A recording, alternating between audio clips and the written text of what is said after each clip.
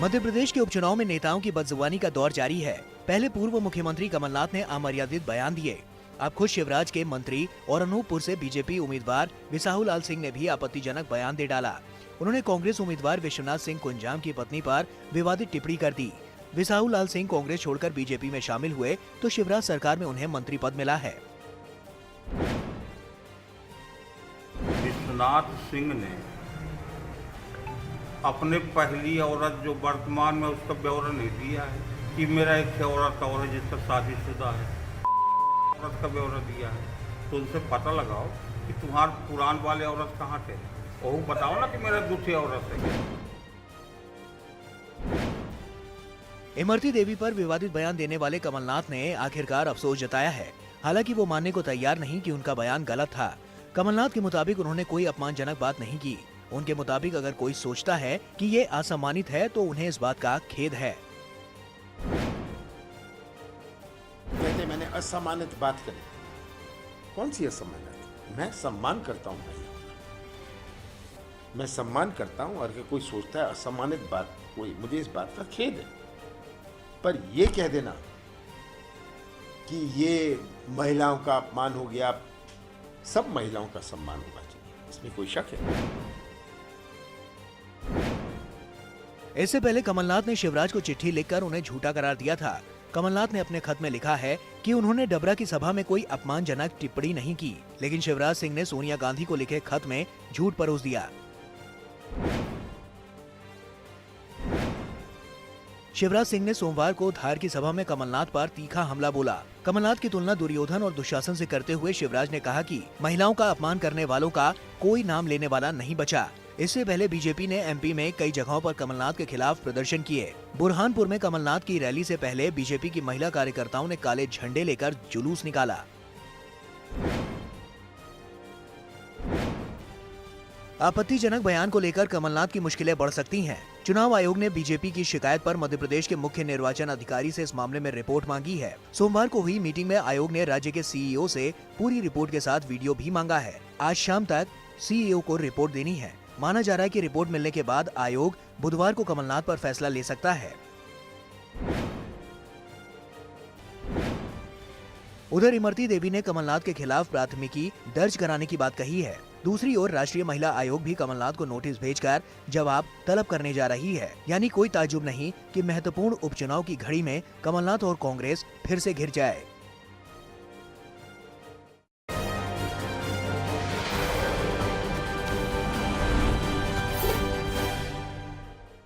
Jail में सजा काट रहे लालू यादव ने भी सोशल मीडिया के जरिए बिहार चुनाव में एंट्री मारी है। लालू ने कार्टून के जरिए नीतीश के समंदर वाले बयान पर चुटकी ली और उन्हें आराम करने की सलाह दी। लालू के हमले से जेडीयू आग बबूला हो गई और लालू को चारापुर के बहिष्कृत महाराज करार दिया। बिहार चुनाव में बीजेपी ने फिर से सत्ता में वापसी के लिए मतदाताओं को लालू राज की याद दिला रही है। अपने चुनावी प्रचार के लिए जारी वीडियो में बीजेपी ने आरजेडी शासनकाल का ब्यौरा दिया है और उस दौर को गुंडा राज के तौर पर पेश किया है।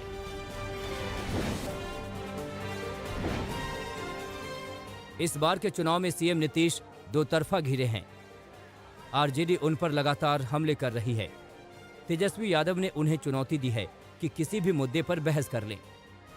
दूसरी तरफ एलजेपी अध्यक्ष चिराग पासवान भी नीतीश के खिलाफ मोर्चा खोल रहे हैं।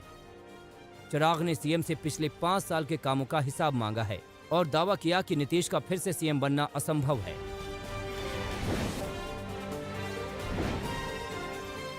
किशनगंज में तीसरे चरण के चुनाव के नामांकन के दौरान अजब गजब रंग दिखे। एक प्रत्याशी भैंस पर सवारी करके नामांकन करने पहुंचा। वहीं किशनगंज की ही दूसरी सीट से निर्दलीय प्रत्याशी के तौर पर पेशे से इंजीनियर शख्स ठेला चलाकर नामांकन करने पहुंचा।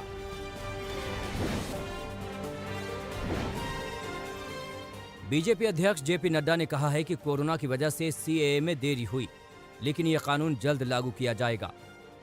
जेपी नड्डा ने सोमवार को पश्चिम बंगाल के सिलीगुड़ी में एक बैठक के दौरान ममता सरकार पर निशाना साधा। नड्डा ने कहा कि ममता बनर्जी के नेतृत्व वाली सरकार फूट डालो और राज करो वाले विचार पर काम कर रही है।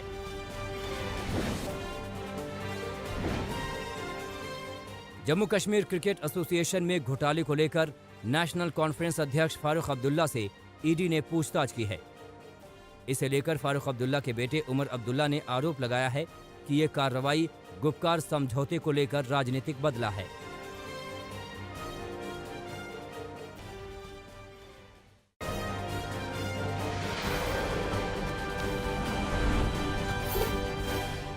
लद्दाख में भारतीय सेना ने एक चीनी सैनिक को पकड़ा है, जिसे भारतीय सेना ने मेडिकल सुविधा दी, वहीं खाने और गर्म कपड़े का इंतजाम भी किया।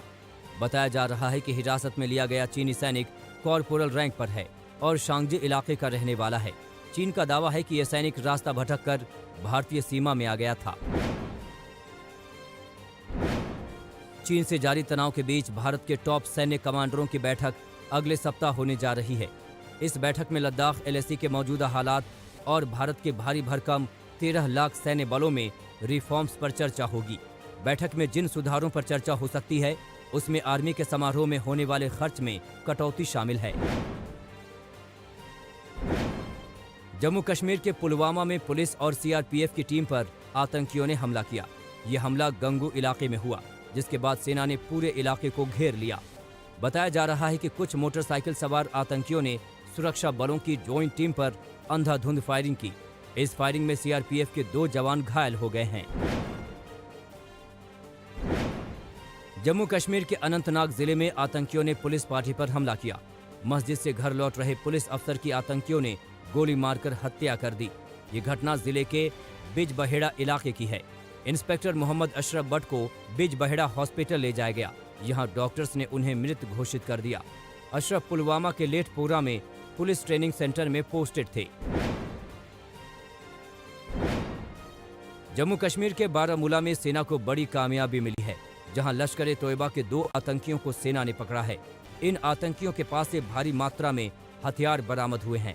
पुलिस को आतंकियों के छिपे होने की जानकारी मिली थी, जिसके बाद आतंकियों के धरपकड़ का काम शुरू किया गया।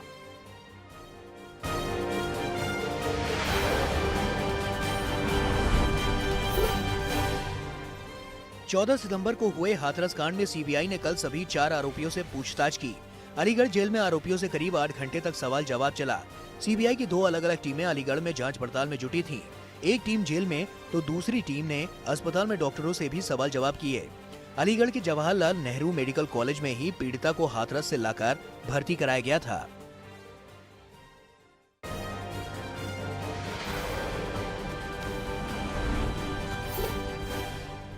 कोरोना संकट के बीच दुर्गा पूजा पंडाल को लेकर कलकत्ता हाईकोर्ट से पश्चिम बंगाल सरकार को झटका लगा है। कलकत्ता हाईकोर्ट ने सभी पूजा पंडालों को नो एंट्री जोन घोषित किया है। राज्य में सभी दुर्गा पूजा पंडाल अब आगंतुकों के लिए नो एंट्री जोन होंगे। हाईकोर्ट ने आदेश दिया है कि पंडाल में केवल आयोजकों की एंट्री होगी और पंडाल के बाहर आयोजकों के नाम का उल्लेख किया जाएगा। राज्य सरकार ऑर्डर की कॉपी मिलने के बाद सुप्रीम कोर्ट का दरवाजा खटखटाने के विकल्पों पर विचार कर रही है। दिल्ली में कोरोना का कहर जारी है। राजधानी में पिछले 24 घंटे में कोरोना के 2154 मामले सामने आए, जिसके साथ ही कुल मामले 3,33,171 तक पहुंच गए। 24 घंटे में 31 मरीजों ने दम तोड़ा। दिल्ली में अब तक कुल 6,040 लोगों की मौत हो चुकी है। वहीं अब तक कुल 3,04,561 लोग ठीक हुए। दिल्ली महिला आयोग की हेल्पलाइन नंबर 181 से 6 कर्मचारी कोरोना संक्रमित हो गए हैं। इनमें से 2 सुपरवाइजर और 4 काउंसलर शामिल हैं। कोरोना की चपेट में आई सभी कर्मचारियों को होम आइसोलेट कर दिया गया है। आयोग ने अपने कार्यालय को सैनिटाइज कर शाम की शिफ्ट के कर्मचारियों को वर्क फ्रॉम होम में कार्यरत किया है। दिल्ली में एक बार फिर तेजी से बढ़ रहे प्रदूषण ने सरकार की टेंशन बढ़ा दी है। मुख्यमंत्री अरविंद केजरीवाल ने केंद्रीय पर्यावरण मंत्री प्रकाश जावड़ेकर से मिल बैठकर पराली का हल निकालने की अपील की है। केजरीवाल ने एक बार फिर पराली को प्रदूषण की बड़ी वजह बताया। साथ ही सलाह दी कि प्रकाश जावड़ेकर को प्रदूषण पर हरियाणा, पंजाब, दिल्ली और उत्तर प्रदेश के साथ हर महीने बैठक करनी चाहिए और पराली का समाधान निकालना चाहिए। दिल्ली में प्रदूषण को लेकर केजरीवाल सरकार की मीटिंग का दौर जारी है। दिल्ली के पर्यावरण मंत्री गोपाल राय ने एक बार फिर दिल्ली में ऑड इवन लागू करने के संकेत दिए हैं। दिल्ली सरकार रेड लाइट जली गाड़ी बंद अभियान पर ध्यान दे रही है। 21 अक्टूबर से ग्राउंड लेवल पर इस अभियान की शुरुआत होगी, जिसमें लोगों से रेड लाइट ऑन होने पर गाड़ियां बंद करने की अपील की जाएगी।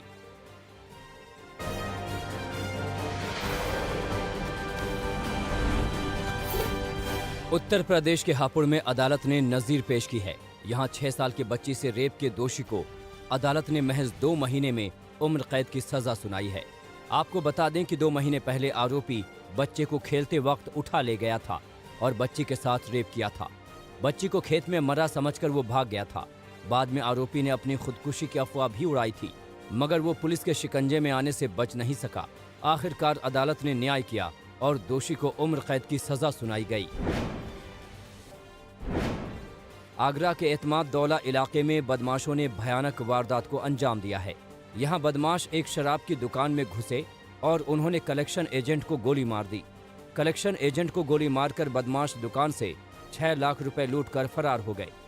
गंभीर हालत में कलेक्शन एजेंट को अस्पताल में भिजवाया गया, जहां उसका इलाज चल रहा है, जबकि बदमाशों की धरपकड़ के लिए पुलिस छापेमारी कर रही है।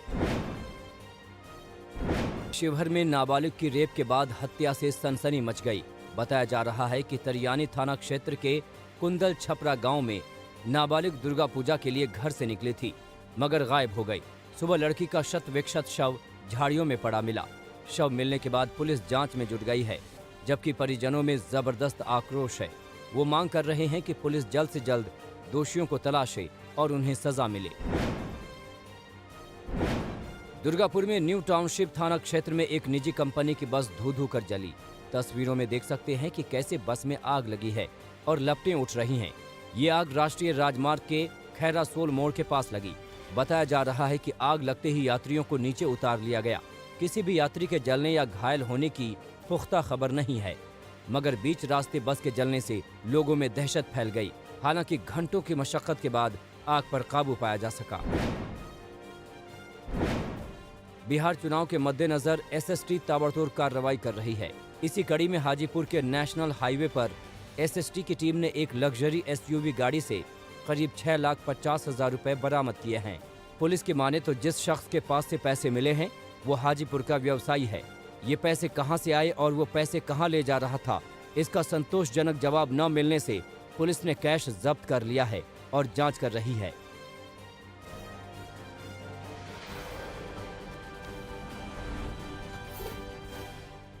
फ्रांस में टीचर की हत्या के मामले में इस्लामिक कट्टरपंथियों के खिलाफ पुलिस ने कार्रवाई शुरू कर दी है।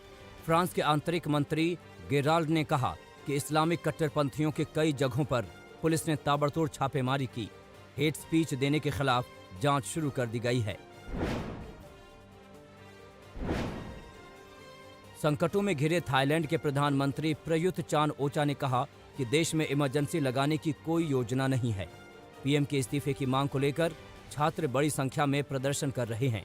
वहीं पुलिस छात्रों के प्रदर्शनों के कवरेज पर रोक लगाने पर विचार कर रही है। फिजी में ताइवानी अधिकारी पर जानलेवा हमले के आरोपों को चीन ने खारिज कर दिया है। चीन ने ताइवान पर झूठ बोलने का आरोप लगाया है। ताइवान ने अपने अधिकारी पर चीन पर जानलेवा हमले का आरोप लगाया था। दुनिया में कोरोना वायरस का कहर जारी है। अब तक इस बीमारी से संक्रमितों की संख्या 4,03,00,000 के पार पहुंच गई है। कोरोना महामारी से अब तक 11,19,000 से ज्यादा लोगों की जान जा चुकी है। अमेरिका में चुनाव में कोरोना का मुद्दा गर्म है। राष्ट्रपति पद के डेमोक्रेटिक उम्मीदवार जो बाइडेन ने राष्ट्रपति ट्रंप पर बड़ा आरोप लगाया है। बाइडेन ने ट्रंप को कोरोना रोकने में पूरी तरह से नाकाम बताया और कहा कि ट्रंप के सारे दावे गलत साबित हुए हैं।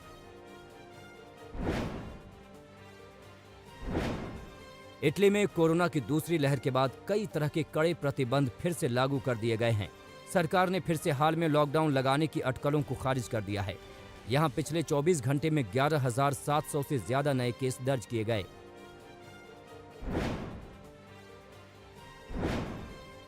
ऑस्ट्रिया में कोरोना वायरस की दूसरी लहर के बाद रूल ऑफ 6 लागू कर दिया गया है।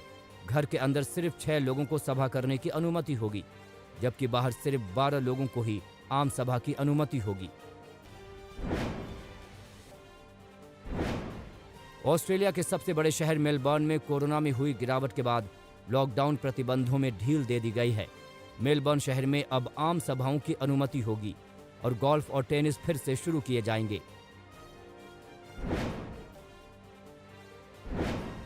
इजराइल और यूएई के बीच हुए ऐतिहासिक समझौते के बाद गल्फ एयरलाइंस का पहला यात्री विमान इजराइल पहुंचा। वहां उसका जोरदार स्वागत किया गया।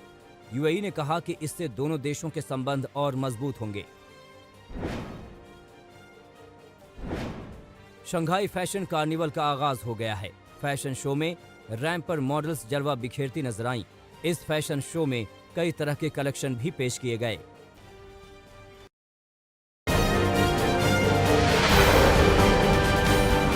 नमस्कार, मैं हूं अंजना ओम कश्यप। हमें उम्मीद है ये वीडियो आपको पसंद आया होगा। लेटेस्ट खबरों के लिए यूं ही देखते रहिए आज तक और इस वीडियो के पसंद आने पर लाइक, शेयर एंड सब्सक्राइब करना ना भूलें।